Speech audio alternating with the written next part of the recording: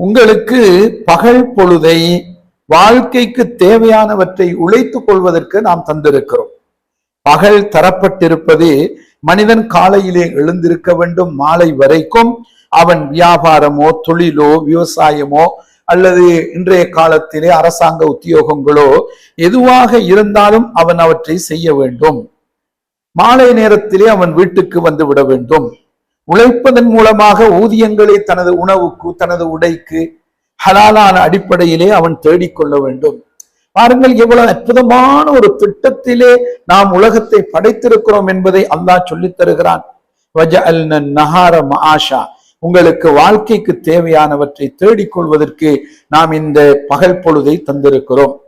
இதிலே முக்கியமாக உழைக்க வேண்டும் என்பது கட்டாயம். மார்க்கம் சொல்லித் தருகிறது, நீங்கள் சோம்பேறித்தனமாக உட்கார்ந்து கொண்டிருப்பதல்ல. உழைக்கக்கூடியவர்கள், உழைக்கின்ற வயதில் உள்ளவர்கள் உழைப்பு செய்ய வேண்டும். அந்த உழைப்பை ஹலாலான அடிப்படையிலே செய்து கொள்ள வேண்டும். கல்வி கற்கின்ற மாணவர்கள் கல்வித்துறையிலே ஈடுபட வேண்டும். மார்க்கம் கற்கின்ற மாணவர்கள் மார்க்க விடயத்திலே ஈடுபட வேண்டும். தவ்வா பணிகளில் ஈடுபடக்கூடியவர்கள் அந்த பணிகளிலே ஈடுபட வேண்டும். ஏழை எளிய மக்களுக்கு உதவி செய்ய செல்பவர்கள் இந்த நேரங்களை பயன்படுத்தி கொள்ள வேண்டும். அவ்விதமான அனைத்து விஷயங்களுக்கும் தான் இந்த பகல் பொழுதை உமக்கு நாம் தந்திருக்கிறோம்.